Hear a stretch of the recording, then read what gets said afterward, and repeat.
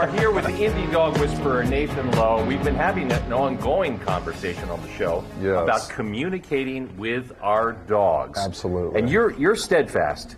You don't sit down and reason with a dog. No. They don't hear you. They don't. They speak a different language. Right. So many times people attempt to talk their dog into things. And number one, dogs cannot be talked into obedience. Right. They can't be. So canine communication is wordless. There's no words. And people just become what I call vending machines. Yeah. So if you want to teach your dog a cue, you got to pop a treat in their mouth. It should not work like that. So what I would like to do, if we can roll the clip that I brought, I want to show you shelter dog Amelia. This was my first time working with her. If we could roll that, what you'll see is me using body language with her here. Now, I've not worked with her before. I'm not trying to coax her. I'm not trying to watch this with the treat now. Now let her smell it to know I have food. Drop it. She steps. See the step forward? She backed off on her own and sat down. No cue. I drop it. Step forward. That's mine. She backed off. Back up to it, and now she stays back. I see. There were no words exchanged in that whole thing. So with you, it's all body language. It is, well, it is for them too. Okay. So people say, well, my dog growls, my dog. That indicates intensity, but the communication is what they're doing with their body when they say, this is mine, and step over something. That's why if a dog has something that goes, and it comes toward you to back you off, they're saying, give me space in front of it. They can't say to you, hey, can you please back off my food, man?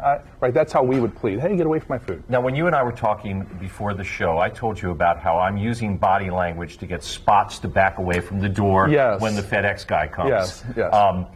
But what he does then, he goes low and then barks at me. And you had a suggestion on that. Yeah, so what I do when a dog does it, they're bringing it to the next level, saying, what are you going to do about it, man? Right? So what I usually do is leave just a real light leash drag, give him a quick leash tug, and usually that's enough, that sensation of the neck, like I'm grabbing him, say, okay, I guess you'll go there. So I'm going to listen to you at that point. It's important not to let a dog have the final say, or you're doomed to repeating half measures for months. Okay, you got to finish with them so they can respect you in that moment.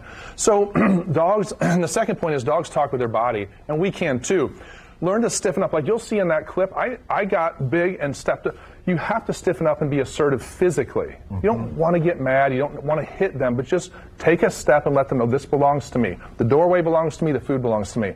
And limit words and move like you mean it. Like I have clients that'll try to replicate what I'm doing, and they'll go, no, and just take a gentle step forward. That doesn't mean anything in their language. In their language, that's a I don't know if non sequitur, you're the journalist. Is that the right term? I don't know, but, Doesn't matter. But being loud in addition to stepping forward? Not loud, but what, in fact, when I work with dogs, a lot of times I don't have to say anything, but now if a dog is super intense and I can't get their attention, I'll say, hey, because it's like a bark. That's why they go, whoo, at each other, right? It's like, get the attention of the dogs. Now I make my body language move after I have your attention. I get it. If I have your attention, I really don't need to say anything. I can just move. Does that make sense? It does. Yeah. So then number 3, I say use parental posture rather than emotional appeal. Don't appeal to your dog. Just say, come on, buddy, you know this. What means 0. In fact, you can end up sounding like a puppy yourself. Yep. And they're really not going to listen. And Amber, you know what's worse is when you're talking to your dog and your dog, all he hears is womp, womp, womp, womp, womp, womp. You do Charlie Brown's teacher. I don't know. I think that's what Randy hears sometimes too when we're over there talking, right? Is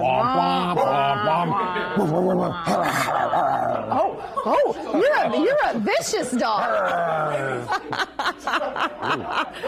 Woo! Gets the throat there doing that. So.